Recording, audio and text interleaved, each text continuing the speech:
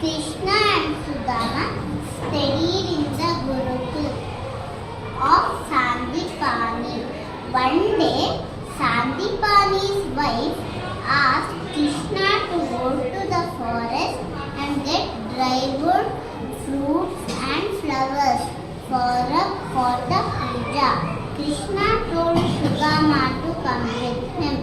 They collected some dry wood, flowers and berries, and they were about to reach. It started raining heavily. Krishna and Sudhama were forced to spend the night under a tree.